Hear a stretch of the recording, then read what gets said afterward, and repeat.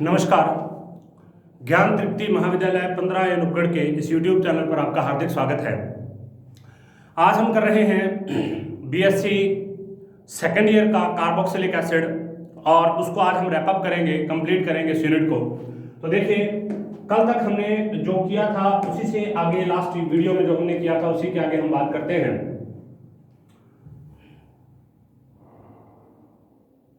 देखिए, last video में हमने बात की थी सिट्रिक एसिड के बारे में। सिट्रिक एसिड के बाद में हमने बात की unsaturated type of carboxylic acid के बारे में, जो कि रिएक्शन करने के बाद लैक्टोन का फॉर्मेशन करते हैं। यहाँ पर ये गामा लैक्टोन का फॉर्मेशन हुआ है लास्ट में। नेक्स्ट हम बात करेंगे द्विक्षारकीय डाइकार्बोक्सिलिक एसिड। द्विक्षारकीय डाइकार्बोक्सिलिक एसिड का मतलब होता है जिसमें 2 COOH समूह पाए जाते हैं, ठीक है, और दोनों कार्बोक्सिलिक समूह टर्मिनल्स पर उपस्थित होते हैं, मतलब सिरों पर उपस्थित होते हैं। छोटा सा टॉपिक है, इसको अभी रैप अप करते हैं हम। देखिए, जब एक संतृप्त द्विक्षारकीय या डाइकार्बोक्सिलिक अम्ल, देखिए, जब एक संतृप्त कार्बन परमाणु श्रृंखला में 2 COOH समूह होते हैं तो वे श्रेणी के अंतर्गत द्विक्षारकीय अम्ल कहलाते हैं, जिसमें 2 COOH समूह पाए जाते हैं। सामान्यतः इनमें दोनों कार्बोक्सिलिक समूह सिरों पर स्थित होंगे, इसी वजह से इनको अल्फा ओमेगा डाइकार्बोक्सिलिक अम्ल कहा जाता है। देखिए, ओमेगा को ये माना जाता है कि ओमेगा बिल्कुल लास्ट में आता है, तो पहला और लास्ट जो होगा उसको अल्फा ओमेगा डाइकार्बोक्सिलिक एसिड कहेंगे। इनके सामान्य नाम अधिक प्रचलन में है जो इनके स्रोत से प्राप्त होते हैं। आयुर्वेदिक पद्धति में इनका नाम डायोइक एसिड लिख के किया जाता है। तो किस प्रकार से होंगे उसके बारे में हम बात करते हैं। ये एक्चुअली हम इनके बारे में थोड़ा थोड़ा पहले भी पढ़ चुके हैं, काफी जगह पर ये आता है, ऑक्सैलिक एसिड, मेलोनिक एसिड, ये सब कुछ। तो सबसे पहला जो द्विक्षारकीय है वो ये है ऑक्सैलिक एसिड, जिसमें 2 COOH समूह पाए जाते हैं, ऑक्सैलिक एसिड, और इसका आईयूपीएसी नाम है। 2 कार्बन की वजह से एथेन हो गया और 2 OH कार्बोक्सिलिक की वजह से डायोइक हो गया, इसका आईयूपीएसी नाम होगा एथेन डायोइक एसिड। उसके बाद में दूसरा होता है CH2COOH, मतलब इसके अंदर CH2 समूह को जोड़ना, इसको मेलोनिक एसिड कहते हैं। और मेलोनिक एसिड में 3 कार्बन है, 1 2 3, तो प्रोपेन डायोइक एसिड होता है। नेक्स्ट होता है सक्सेनिक। सक्सेनिक के बारे में ऑलरेडी हम बात कर चुके हैं। COOH CH2 CH2 COOH, तो 4 कार्बन है तो ब्यूटेन डायोइक एसिड बनेगा। उसके बाद में है ग्लूटारिक एसिड। ग्लूटारिक एसिड में CH2 CH2 CH2 COOH, glutaric acid है और ये बनेगा पेंटेन डायोइक एसिड। नेक्स्ट है एडिपिक एसिड। एडिपिक एसिड में 6 कार्बन है। एडिपिक एसिड 6 कार्बन, 1 2 3 4 5 6, 6 कार्बन है, तो 6 कार्बन है जिसको बोलते हैं hexane dioic acid, adipic acid. तो इसमें एक चीज आपको ध्यान रखनी है कि इनके जो ये जनरल नाम होते हैं ये ज्यादा पूछे जाते हैं और ज्यादा प्रचलन में होते हैं। इसके जनरल नाम जो होते हैं ये ज्यादा ही पूछे जाते हैं और सबसे ज्यादा प्रचलन में होते हैं, मतलब सबसे ज्यादा जो जनरल नेम है इन्हीं के ऊपर ही सबसे ज्यादा फोकस किया जाता है। उसके बाद में हम बात करते हैं बनाने की विधियों में। बनाने की विधियों में सबसे पहली विधि है साइनाइड संश्लेषण। साइनाइड संश्लेषण द्विक्षारकीय अम्ल बनाने की उपयोगी विधि है। हैलोजन अम्ल, हैलोजन एस्टर अथवा पॉलीएथिलीन डाइब्रोमाइड को साइनाइड में परिवर्तित किया जा सकता है। हैलोजन अम्ल को भी परिवर्तित किया जाएगा, हैलोजन एस्टर को भी परिवर्तित किया जा सकता है, या पॉलीएथिलीन डाइब्रोमाइड को साइनाइड में परिवर्तित करके उसका हाइड्रोलाइसिस करवाएंगे, जल अपघटन करवाएंगे।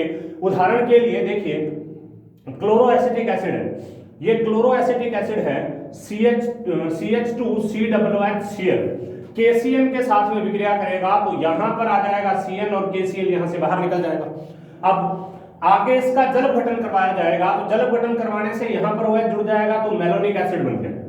मतलब सबसे पहले ये हैलो अम्ल है, इस हैलो अम्ल की KCl के साथ में विक्रिया करवाएंगे तो ये K और ये Cl KCl के रूप में बाहर निकल जाएगा। यहाँ पर NC आ गया। अब इसका जल अपघटन करवाएंगे तो यहाँ से OH यहाँ पर जुड़ जाएगा और बाकी प्रोडक्ट ये बाहर निकल जाएगा, मेलोनिक एसिड बन जाएगा। नेक्स्ट है क्लोरोएसिटिक एस्टर। हमने ये कहा कि हैलोजन अम्लों से भी क्रिया करवाई जा सकती है, हैलोजन एस्टर से भी क्रिया करवाई जा सकती है, और क्लोराइड से भी क्रिया, जो पॉलीएथिलीन क्लोराइड है उससे भी क्रिया करवाई जा सकती है।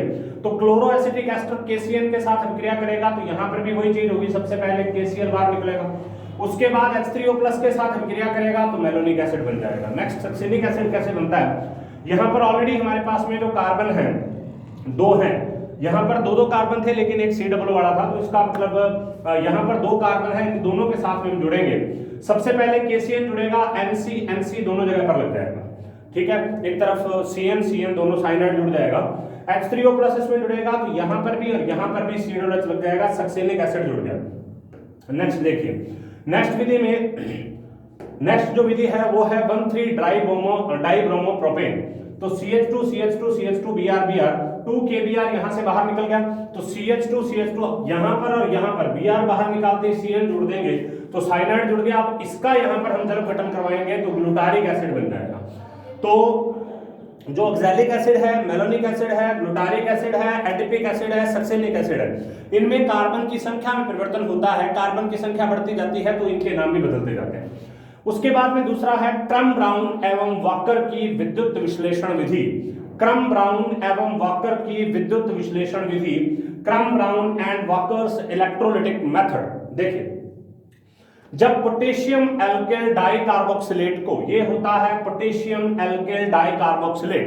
डाइकार्बोक्सिलेट का मतलब ये है COO, potassium acetic dicarboxylate, potassium alkyl dicarboxylate के जलीय विलयन का, इस विलयन का विद्युत अपघटन करवाया जाएगा तो ये बनते हैं एस्टर, ठीक है। अब क्या होगा, इसका एनोड पर क्रिया करवाई जाएगी, तो एनोड पर अब जैसे इसका विद्युत अपघटन करवाया गया, यहां पर हमने इसका क्या करवाया, विद्युत अपघटन, इलेक्ट्रोलाइसिस, विद्युत अपघटन, इलेक्ट्रोलाइसिस। अब इलेक्ट्रोलाइसिस करवाने से क्या होगा, दो पोटेशियम तो कैथोड पर आ गए और ये नेगेटिव पार्ट सारा का सारा एनोड पर आ गया, तो कैथोड पर आकर यहां से दो इलेक्ट्रॉन को लेगा, जल को लेगा, KOH और H2 का फॉर्मेशन कर देगा। तो एक प्रकार से कोलबे विधि की तरह ही है जिसमें भी यही क्रिया की जाती है। अब देखो, यहां पर एक ध्यान रखना है कि इसमें केवल वही प्राप्त किए जा सकते हैं जिनमें कार्बन परमाणुओं की संख्या सम हो, अर्थात जिनमें कार्बन परमाणुओं की संख्या इवन होती है, केवल उन्हीं कार्बोक्सिलिक एसिड को हम इससे प्राप्त कर सकते हैं। नेक्स्ट देखिए, आगे इसी विधि का विस्तार दिया गया है, उसी विधि को पढ़ते हैं किस तरीके से होगी। हाँ जी, नेक्स्ट देखिए, ये आ गया नेगेटिव पार्ट इसका। अब इसके अंदर दो इलेक्ट्रॉन और यहां से बाहर जाएंगे, दो इलेक्ट्रॉन बाहर जाने से ये 2 है कंप्लीट, दो इलेक्ट्रॉन बाहर जाने से एक डॉट इसके ऊपर रह जाएगा। अब यहां पर क्या होगा, यहां से दो CO2 बाहर निकलेंगे, ये कंप्लीट यहां से बाहर दो CO2 बाहर निकल जाएंगे, ये वाला मान लीजिए बाहर निकल गया, तो अब ये डॉट यहां पर चला जाएगा, ये बाहर निकल गया, दो है, पूरा का पूरा दो है, तो ये यहां से बाहर निकल गया तो ये डॉट यहां चला गया, तो CH2 डॉट COO C2H5। अब आगे क्या होगा, इसको खोल दिया, इसको क्योंकि CH2 दो है यहां पर, तो इसको खोल दिया, तो ऊपर CH2 नीचे CH2, तो क्या बन गया CH2 COO C2H5 CH2 COO C2H5, diethyl succinate. अब ये H3O+ की उपस्थिति में क्रिया करेगा तो ये कार्बोक्सिलिक के अंदर बदल जाएगा, सक्सेनिक एसिड का फॉर्मेशन हो जाएगा इस विधि से। ध्यान दीजिए, वापस मैं बता रहा हूं, यहां पर हम केवल उन्हीं कार्बोक्सिलिक एसिड का निर्माण कर सकते हैं जिनमें इवन नंबर ऑफ कार्बन होती है, अर्थात सम संख्या में कार्बन परमाणु पाए जाते हैं। चलिए नेक्स्ट, सक्रिय मैथिलीन समूह, अर्थात ऐसे ग्रुप जिनके अंदर जो मैथिलीन समूह होता है वो एक्टिव होता है, उससे सभी प्रकार के डाइकार्बोक्सिलिक अम्लों का निर्माण किया जा सकता है। सबसे पहले एसिटोएसिटिक एस्टर। एसिटोएसिटिक एस्टर होता है ये 2CH3 COCH2 COO C2H5। Na+C2H5 की उपस्थिति में, मतलब सोडियम एथेनॉल की उपस्थिति में सबसे पहले Na यहां पर जुड़ता है, सबसे पहले Na यहां पर जुड़ेगा। अब I2 के साथ अभिक्रिया होगी, 2Na यहां से बाहर निकल जाएगा, 2Na बाहर निकलने से ये और ये बन गए, यहां पर बीच में बॉन्ड खुल गया, तो इन दोनों के बीच में बॉन्ड आ गया। अब इसका हम करवाएंगे जल गठन करवाने से क्या बनेगा, सक्सेनिक एसिड बनेगा, सक्सेनिक अम्ल का निर्माण हो जाएगा। तो वही है, एसिटोएसिटिक एस्टर से हम सक्सेनिक एसिड का निर्माण करेंगे। नेक्स्ट देखो, मेलोनिक एस्टर से एडिपिक एसिड का निर्माण कैसे होगा, वही सेम टू सेम यहां पर प्रोसेस होगा। ये मेलोनिक एस्टर है, ये एसिडोएसिडिक था, ये मेलोनिक एस्टर है, दोनों यहां पर मेलोनिक एस्टर कहलेंगे। सोडियम सबसे पहले इसके साथ में जुड़ेगा, इस जगह पर सोडियम जुड़ गया, यहां से निकल गया बाहर और सोडियम यहां से इसके स्थान पर जुड़ गया यहां पर, तो CH2Na जुड़ गया, बाकी COO C2H5 वैसा का वैसा है, ठीक है। अब आयोडीन इसके साथ में CH2I2 इसके साथ में हम जोड़ेंगे तो उस कंडीशन में क्या होगा, ये सारा तो बाहर निकल जाएगा और इसके साथ में 2 CH2 जुड़ जाएंगे, तो CH2 एक ऊपर एक नीचे, ये जुड़ गया, ये कंपाउंड बन गया सारा। ठीक है, अब देखिए, अब इसका हम हाइड्रोलाइसिस करवाएंगे। हाइड्रोलाइसिस करवाते ही यहाँ से अल्कोहल बाहर निकल जाएगी और ये दोनों कार्बोक्सिलिक के अंदर बदल जाएंगे। ठीक है, उसके बाद इसको गर्म करेंगे, गर्म करने से यहाँ से कार्बन डाइऑक्साइड दोनों से एक एक बाहर निकल जाएगी और एडिपिक एसिड का फॉर्मेशन हो जाएगा, एडिपिक एसिड का निर्माण हो जाएगा। नेक्स्ट देखिए, माइकेल संघनन, माइकेल संघनन, माइकेल कंडेंसेशन। मेलोनिक एस्टर से माइकेल संघनन द्वारा डाई कार्बोक्सिलिक अम्लों का निर्माण किया जा सकता है। इस अभिक्रिया में मेलोनिक एस्टर की alpha beta unsaturated carbonyl group युक्त यौगिक के साथ अभिक्रिया करवाई जाती है। मेलोनिक एस्टर से माइकेल संघनन द्वारा, अब ये होता है मेलोनिक एस्टर, अब ये मेलोनिक एस्टर है, अब इसकी अभिक्रिया करवाएंगे, माइकेल संघनन करवाएंगे इसका, तो अब इसका डाई कार्बोक्सिलिक एसिड का फॉर्मेशन होगा, तो ये दोनों आपस में अभिक्रिया करेंगे C2H5ONA की उपस्थिति में, तो ये कंपाउंड बनेगा। अब देखो, अब इसका हम हाइड्रोलाइसिस करवाएंगे, हाइड्रोलाइसिस करवाने से यहाँ और यहाँ कार्बोक्सिलिक बन जाएंगे, गर्म करेंगे, कार्बन डाइऑक्साइड बाहर निकल जाएगी, COOH ग्लूटारिक एसिड का फॉर्मेशन हो गया। मतलब इससे आप इवन नंबर का भी बना सकते हो, इससे आप ऑड नंबर का भी बना सकते हो, लेकिन जो इससे पहले बाकर विधि थी उसके अंदर हम केवल इवन नंबर का ही बना सकते थे। नेक्स्ट, चक्रीय कीटोन के ऑक्सीकरण से, चक्रीय कीटोन के ऑक्सीकरण से किस प्रकार से बनता है उसके बारे में हम बात करते हैं। देखो, चक्रीय कीटोन होता है ये, सबसे पहले तो यहाँ पर चक्रीय कीटोन बनाते हैं, साइक्लोहेक्सेनॉन बनेगा, साइक्लोहेक्सेनॉन। ठीक है,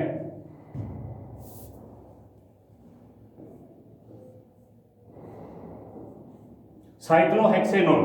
अब साइक्लोहेक्सेनॉन यहां पर बन गया, इसका ऑक्सीडेशन करेंगे, ऑक्सीडेशन करने से खुल जाएगा और यहां पर देखो C1 2 3 4 5, 1 2 3 4 5 कार्बन इसके अंदर जुड़ गए और एक C-OH यहां पर है, तो 6 कार्बन टोटल।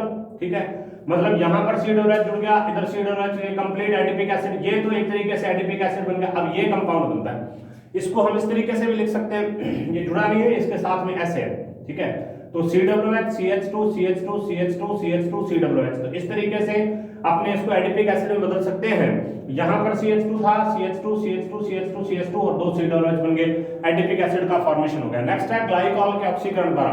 ग्लाइकॉल का मतलब होता है जिसमें 2 H पाए जाते हैं, एथिलीन ग्लाइकॉल। ये डाइऑल है, प्रोपेन 1,3 डाइऑल, पहले और तीसरे कार्बन पर ऑल पाया जा रहा है, जिसको हम प्रोपेन 1,3 डाइऑल कहते हैं। ऑक्सीडेशन होने से एल्डिहाइड एल्डिहाइड और ऑक्सीडेशन होने से कार्बोक्सिलिक का फॉर्मेशन होगा।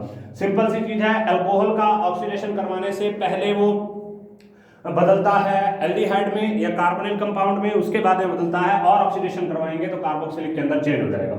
उसके बाद है हैलोजन अम्ल, हैलोजन अम्ल अथवा एस्टरजिक या सिल्वर धातु से क्रिया करके द्विक्षारकीय अम्ल देते हैं। अब हैलोजन अम्ल जो होते हैं, पहले भी हम एक अभिक्रिया कर चुके हैं, यहाँ पर भी हम बात करते हैं, सिल्वर के साथ में क्रिया करेंगे हैलोजन अम्ल। वहां पर हमने हैलो अम्लों के बारे में बात की थी, ये भी हैलो अम्ल है, वो भी हैलो अम्ल थे, तो ये इसके साथ में विक्रिया करके 2 AgBr तो बाहर निकाल देंगे, यहाँ से 2 AgBr बाहर निकाल दिए, CH2 CH2 COOH COOH यहाँ पर जोड़ दिया। नेक्स्ट, बीटा आयोडोप्रोपियोनिक एस्टर, यहाँ से 2 AgI बाहर निकाल देगा, CH2 CH2 COO C2H5 CH2 CH2 COO C2H5, जल गठन करेंगे, कार्बोक्सिलिक कार्बोक्सिलिक एडिपिक एसिड का फॉर्मेशन हो जाएगा। नेक्स्ट, असंतृप्त डाइकार्बोक्सिलिक अम्लों के द्वारा, असंतृप्त डाइकार्बोक्सिलिक अम्ल हम लास्ट वीडियो में बात कर चुके हैं, जिसमें डबल बॉन्ड पाया जाए, ट्रिपल बॉन्ड पाया जाए, डबल बॉन्ड पाया जाए, वो unsaturated type of carboxylic acid होते हैं। तो ये मैलेइक एसिड है, मैलिक नहीं मैलेइक एसिड है। तो देखिए CH double bond CH COOH hydrogen nickel की उपस्थिति में CH2 COOH CH2 COOH succinic acid का फॉर्मेशन होता है। अब उसके बाद में डाई हैलो व्युत्पन्न, ये डाई हैलो व्युत्पन्न ग्रीनियर विकर्मक के साथ में विक्रिया करेगा। सबसे पहले मैग्नीशियम के साथ में विक्रिया करके ग्रीनियर विकर्मक का निर्माण करेगा, कार्बन डाइऑक्साइड के साथ विक्रिया करके यौगोत्पाद का निर्माण करेगा। ये यौगोत्पाद का हम जल गठन करेंगे, जल गठन करने से सक्सेनिक अम्ल का निर्माण करेगा और MgBrOH का फॉर्मेशन होगा। ये एक यौगोत्पाद है, वो सक्सेनिक एसिड बनता है। डाई हैलो व्युत्पन्न के ग्रीनियर विकर्मकों से भी इसका निर्माण किया जा सकता है। इस प्रकार एक और विधि है इसी में, वो देखिए एक और विधि है इसमें, इस प्रकार 1,4 डाइब्रोमोब्यूटेन, हमारे पास अगर 1,4 डाइब्रोमोब्यूटेन हो, एडिपिक एसिड इससे भी बनाया जा सकता है 1,4 डाइब्रोमोब्यूटेन से। तो देखिए 1,4 डाइब्रोमोब्यूटेन ये है, 1 और 4 नंबर पर ब्रोमीन लगा हुआ है 2 मैग्नीशियम ईथर की उपस्थिति में, तो ये बन गया। कार्बन डाइऑक्साइड जुड़ेगा इसके अंदर, फिर इसका जल गठन किया जाएगा, एडिपिक एसिड और MgBrOH का फॉर्मेशन हो जाएगा। तो यहाँ पर ये कंप्लीट, ठीक है। तो 8 प्रकार की विधियां हमने की हैं डाई कार्बोक्सिलिक एसिड को बनाने की, जिसमें से कुछ विधियां ऐसी हैं जिनसे हम केवल इवन नंबर में बना सकते हैं, और कुछ विधियां ऐसी हैं और कुछ विधियां ऐसी होती हैं जिसमें कि अलग प्रकार के विधि जो है उसको प्रयोग किया जाता है, ठीक है। अब देखिए सामान्य गुणधर्म, जनरल प्रॉपर्टी इसके क्या होते हैं? भौतिक, ये सफेद रंग के क्रिस्टलीय ठोस पदार्थ होते हैं, निम्नतर सदस्य पानी में घुलनशील होते हैं और अणुभार की वृद्धि के साथ साथ इनकी विलयता और गलनांक के मान बड़े अनियमित होते हैं। देखिए मतलब इसका कोई इस तरह से रूल नहीं है, कहीं से कुछ भी हो सकता है इसमें, ठीक है। तो देखिए ऑक्सैलिक एसिड में प्रति 100 ग्राम जल में 9.52 ग्राम विलय होता है, गलनांक इसका 189 होता है। मेलोनिक एसिड जो है वो प्रति 100 ग्राम में 73.5, मतलब कितनी अनियमितता है, यहाँ पर ये लगभग 10 ग्राम है और ये यहाँ पर लगभग 75 ग्राम है। 136 इसका गलनांक है। सक्सेनिक एसिड 6.9 लगभग 7 ग्राम और इसका गलनांक 185 है।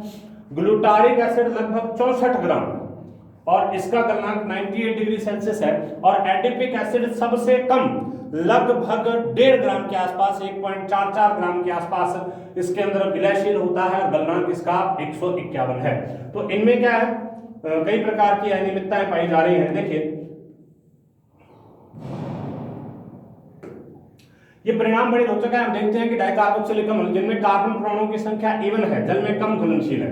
तो यहां पर देखिए इसमें 2 कार्बन, इसमें 3, इसमें 4 कार्बन, इसमें 5 और इसमें 6 कार्बन। तो इसका मतलब जिसके अंदर कार्बन परमाणुओं की संख्या सम है वो क्या होते हैं, जल में कम घुलनशील है, जबकि जिनमें कार्बन परमाणुओं की संख्या विषम है वो जल में कम अधिक घुलनशील है। और इसमें एक और चीज ध्यान रखनी है, जिनके अंदर सम है उनका जो इसकी ये वैल्यू है ये ज्यादा होती है, क्योंकि इसमें जिगजैग होता है और आसानी से एक दूसरे के पास में आ जाते हैं, उसको देखते हैं આપણે। जबकि विषम कार्बन परमाणु वाले अम्लों की पानी में घुलनशीलता अधिक और गलनांक कम है। इसका कारण इनकी संरचना है। कार्बन परमाणु की श्रृंखला इस प्रकार से जिगजैग होती है कि विषम अम्लों में दोनों C समूह एक तरफ से आ जाते हैं, जबकि सम अम्लों में विपरीत दिशा में होते हैं। तो देखो इसमें विषम है, ये 3 है, तो दोनों C एक दिशा में एक दूसरे को प्रतिकर्षित करेंगे, विलयता ज्यादा गलनांक कम। यहाँ पर देखो ये एक दूसरे के विपरीत दिशा में, तो इसका मतलब एक दूसरे को प्रतिकर्षित कम करेंगे, आपस में ज्यादा समायोजन होगा इनका, इस वजह से इसका गलनांक अधिक। यहाँ पर देखो, यहाँ पर भी ये दोनों एक तरफ ही आ गए, यहाँ पर देखो ये दोनों एक दूसरे के विपरीत दिशा में, तो विपरीत दिशा में होने पर इनका गलनांक ज्यादा और विलयता कम हो जाएगी। इनकी तुलना हम ज्यामितीय समन्वयों के समकक्ष और विपक्ष से कर सकते हैं। जैसे ये एक समकक्ष रूप है सिस, और ये कौन सा है सिस, और ये कौन सा है ट्रांस, और ये कौन सा है ट्रांस, ठीक है। विपक्ष के अणु ठोस के क्रिस्टल जालक में समा जाते हैं, जो ट्रांस होता है उसके जो अणु होते हैं ठोस के क्रिस्टल जालक में जम जाते हैं, अतः इनमें अंतराण्विक आकर्षण बल अधिक होता है, इसी कारण ये ज्यादा स्थायी होंगे, इनके गलनांक ज्यादा होंगे। सम संख्या में कार्बन परमाणु वाले अम्ल भी विषम समूहों की भांति व्यवहार करते हैं, इसलिए ये अधिक स्थायी और उच्च गलनांक वाले होते हैं तथा जल में कम विलयशील होते हैं। जबकि विषम संख्या में कार्बन परमाणु वाले अम्ल समकक्ष समूहों की भांति व्यवहार करते हैं तथा कम स्थायी होते हैं, निम्न गलनांक वाले होते हैं और जल में अधिक विलयशील होते हैं। तो इसकी संरचना के ऊपर ही सारा का सारा ये जो काम होता है निर्भर करता है। निम्नतर सदस्यों को उच्च गलनांक का यह कारण है क्योंकि इनमें अत्यधिक ध्रुवीय कार्बोक्सिलिक बंध जो होते हैं एक दूसरे के बहुत निकट होते हैं, जिससे इनमें अंतराण्विक आकर्षण बल ज्यादा हो जाता है, इनका गलनांक ज्यादा हो जाता है। अब देखो आगे, डाई कार्बोक्सिलिक अम्ल जो होते हैं इनमें 2 C समूह हैं, अर्थात ये 2 पदों के अंदर वियोजित होंगे, 2 भागों में टूटेंगे, पहले एक C फिर दूसरा C, इस तरीके से टूटेंगे। प्रथम वियोजन स्थिरांक का मान दूसरे वियोजन स्थिरांक से अधिक होता है और अणुभार बढ़ने के साथ साथ अम्ल सामर्थ्य घटती जाती है। ऑक्सैलिक अम्ल के लिए Ka1 की वैल्यू है 5400 × 10⁻⁵, जबकि Ka2 की वैल्यू है 5.2, बहुत कम अंतर है, 1040 Ka1/Ka2 की वैल्यू, और इस तरीके से इनकी मान लगातार कम होती जा रही है। आयनीकरण इनका किस प्रकार से होगा उसको हम यहाँ पर दर्शा सकते हैं। देखिए ये H2O के साथ में क्रिया करेगा, Ka1 CH2n, यहाँ पर COH, पहले वहां से H बाहर निकला, वहां से H बाहर निकला, H3O+ इसने निकाल दिया, नीचे वाले पर कोई प्रभाव नहीं पड़ा। अब दूसरा H2O इसके साथ में आएगा तो नीचे से भी नेगेटिव बाहर निकल जाएगा, H3O+ बाहर।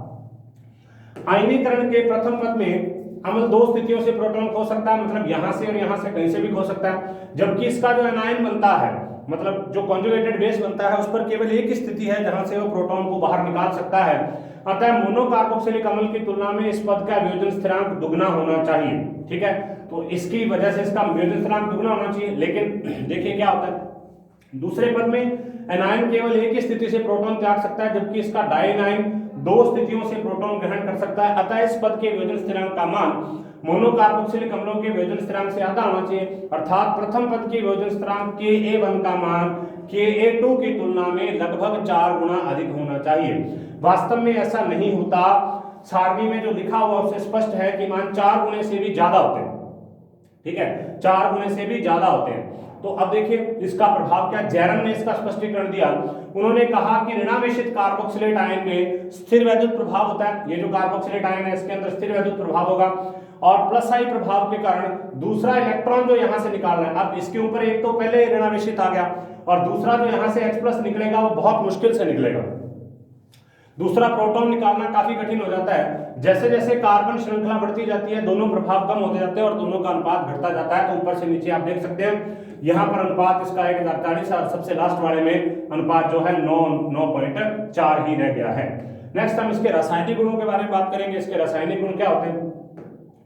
द्वितीय क्षार के अम्लों में 2 सीडोलेट समूह होते हैं, अतः सीडोलेट की समस्त सारी अभिक्रियाएं इसके अंदर होंगी, लेकिन 2 स्टेप में होंगी क्योंकि 2 सीडोलेट समूह है। अतः ये NaOH के साथ डाई लवण बनाते हैं, अल्कोहल के साथ डाई एस्टर बनाते हैं, PCl5 के साथ डाई क्लोराइड बनाते हैं, अमोनिया के साथ डाई अमाइड बनाते हैं। सब कुछ डाई, क्योंकि 2 सीडोलेट हैं, दोनों निकलेंगे बारी बारी से, एक अमाइड बनेगा फिर दूसरा निकलेगा, डाई अमाइड बनेगा। ठीक है, तो इस तरीके से डाई एस्टर, डाई लवण, डाई क्लोराइड सब बनते हैं। सक्सेनिक अम्ल का एक बहुत महत्वपूर्ण व्युत्पन्न है NBS बोलते हैं इसको, N ब्रोमो सक्सेनामाइड। ओलेफिन की एलिलिक स्थिति का ब्रोमीनीकरण करने के लिए विशिष्ट होता है। ओलेफिन का मतलब होता है डबल बॉन्डेड कंपाउंड, और इनकी एलिलिक स्थिति जिस पर दोनों जो डबल बॉन्ड से जुड़ी रहती है वो एलिलिक स्थिति, उसके आगे वाला जो कार्बन एलिलिक होता है तो उसी का जो ब्रोमीनीकरण करने के लिए इसका प्रयोग किया जाता है। तो देखिए होता क्या है, ये है succinic acid. Succinic acid NH3 के साथ अभिक्रिया करेगा तो ये यहां से H2O बाहर निकल गया और ये इसके साथ जुड़ गया। अब ब्रोमीन इसके साथ और जुड़ेगी, ब्रोमीन इसके साथ और जुड़ेगी तो CH2 CH2 CH2CO CH2CO CH2CO N इसके साथ Br जुड़ गया तो CH2CO CH2CO NBr NBS बन गए। अब इसके साथ में जब हम किसी ओलेफिन को जोड़ेंगे, मतलब डबल बॉन्डेड को जोड़ेंगे, तो यहाँ पर जुड़ जाएगा यहाँ, तो Br यहाँ जुड़ जाएगा। अब दूसरी स्थिति खाली है वहां पर ही अपने आप जुड़ जाएगा और बाकी ये कंपाउंड इतना बच जाएगा। मतलब ये क्या करता है, अपने Br को उसको दे देता है। अपना जो Br है इसका यहाँ पर ऐसे जुड़ा होता है, अपना जो Br है वो इसको दे देगा और यहाँ से H ले लेगा और ये कंपाउंड स्थायी हो जाएगा। इसके अतिरिक्त 2 सीडोलेट समूह के एक अणु में होने वाले कुछ विशिष्ट अभिक्रियाएं भी संपन्न होती हैं जो कार्बन श्रृंखला की लंबाई पर निर्भर करती हैं। उदाहरण के लिए ऊष्मा का प्रभाव। विभिन्न द्विकार्बोक्सिल अम्लों को गर्म करने पर अलग अलग प्रकार के उत्पाद बनते हैं। तो सबसे पहली तो अभिक्रिया इसकी कौन सी है, द्विक्षार की है। 2 सीडोलेट समूह है, सारा कुछ 2 बनाएगा, 2 डाइएस्टर, 2 डाइएमाइड, 2 डाइक्लोराइड, सब अभिक्रियाएं करेगा। सबसे विशिष्ट प्रकार का कंपाउंड इसका NBS होता है जो ओलेफिन के साथ क्रिया करके और ओलेफिन के साथ क्रिया करता है और ओलेफिन को जो चेंज करता है, ओलेफिन जो होती है ओलेफिन को चेंज कर देता है, उसका ट्रांस स्थिति पर ब्रोमीन का व्युत्पन्न कर देता है। लास्ट देखिए ऊष्मा का प्रभाव, ब्लैंक का नियम यहाँ पर लगेगा, किस प्रकार से विघटित होगा, कैसे होगा, ऊष्मा का प्रभाव है और यहाँ पर ब्लैंक का नियम लगता है और इसी के साथ हमारी यूनिट ये हो जाएगी कंप्लीट। देखो ब्लैंक का नियम, इस नियम की सहायता से एक डाइकार्बोक्सिलिक अम्ल में 2 C समूहों की सापेक्ष स्थिति का पता लगाया जा सकता है। इस नियम के अनुसार यदि 1,4 या 1,5 डाइकार्बोक्सिलिक अम्लों को 300 डिग्री सेल्सियस तक एसिटिक एनहाइड्राइड की उपस्थिति में गर्म किया जाए तो चक्रीय एनहाइड्राइड बनते हैं, जबकि इन्हीं परिस्थितियों में 1,6 और 1,7 डाइकार्बोक्सिलिक अम्ल चक्रीय कीटोन देते हैं। तो ये देखिए सक्सेनिक एसिड है 1,4 है, इसको गर्म किया एनहाइड्राइड बन गया। ठीक है, 1,5 है डाइकार्बोक्सिलिक, इसको गर्म किया चक्रीय एनहाइड्राइड, दोनों ये सक्सेनिक एनहाइड्राइड, ये ग्लूटानिक एनहाइड्राइड। उसके बाद में अगर 1,6 हो, 1,6 से क्या बनेगा कीटोन और 1,7 हो, 1,7 से भी क्या बनेगा कीटोन। तो इसका मतलब 1,4 और 1,5 तो देते हैं एनहाइड्राइड, 1,6 और 1,7 देते हैं चक्रीय प्रकार के कीटाणु, लेकिन बनेंगे सारे के सारे कंपाउंड ही चक्रीय प्रकार के, साइक्लिक प्रकार के कंपाउंड बनेंगे। ठीक है, तो यहां पर इसको कुछ नहीं करना है, इसमें से H2O को रिमूवल करना है, एक तरफ से H दूसरी तरफ से OH निकाल दो बाहर और ये बन जाएगा।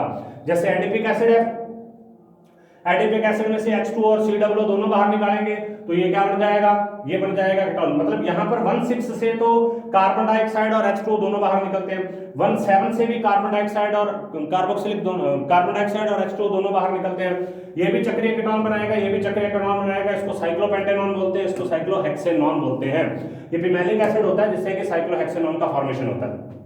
नेक्स्ट 1,2 तथा 1,3 डाइकार्बोक्सिलिक अम्ल विघटित होकर कार्बन डाइऑक्साइड मुक्त करते हैं। अब देखो 1,2 और 1,3, 1,4 और 1,5 से तो बनता है चक्रीय एनहाइड्राइड, केवल H2O बाहर निकलेगा। 1,6 और 1,7 से बनता है कीटोन जिसमें कार्बन डाइऑक्साइड और H2O दोनों बाहर निकलेंगे। रह गया 1,2 और 1,3, 1,2 और 1,3 केवल कार्बन डाइऑक्साइड को बाहर निकालते हैं और कार्बोक्सिलिक एसिड का फॉर्मेशन करते हैं, जबकि 1,2 जो होता है उसमें तो कार्बन डाइऑक्साइड और कार्बन मोनोऑक्साइड ही बनती है, और 1,3 जो होता है उसमें कार्बोक्सिलिक एसिड, एसिटिक एसिड का फॉर्मेशन भी होता है। देखिए ऑक्सैलिक एसिड को गर्म किया, कार्बन डाइऑक्साइड, कार्बन मोनोऑक्साइड और H2O बाहर निकल गया, जबकि मैलोनिक एसिड को गर्म किया तो कार्बन डाइऑक्साइड निकल गई और ये CH3COOH बन गया। तो इसका मतलब रासायनिक अभिक्रियाओं में दो प्रकार की अभिक्रियाएं दर्शाते हैं। सबसे महत्वपूर्ण NVS होता है इसमें, और गर्म करने पर अलग अलग प्रकार की परिस्थितियों में अलग अलग प्रकार की चीजें करते हैं। 300 डिग्री सेल्सियस के आसपास गर्म करने पर 1,4 और 1,5 से तो चक्रीय एनहाइड्राइड बनेंगे, 1,6 और 1,7 से चक्रीय कीटोन बनेंगे, 1,2 और 1,3 से हमेशा कार्बन डाइऑक्साइड बाहर निकलेगी, जिसमें 1,3 से कार्बोक्सिलिक एसिड बनेगा, जबकि 1,2 से केवल कार्बन मोनोऑक्साइड और कार्बन डाइऑक्साइड बाहर निकलेगी। इसी के साथ हमारी ये यूनिट यहाँ पर फिनिश होती है। अगले वीडियो के अंदर हम किसी नई यूनिट के बारे में बात करेंगे।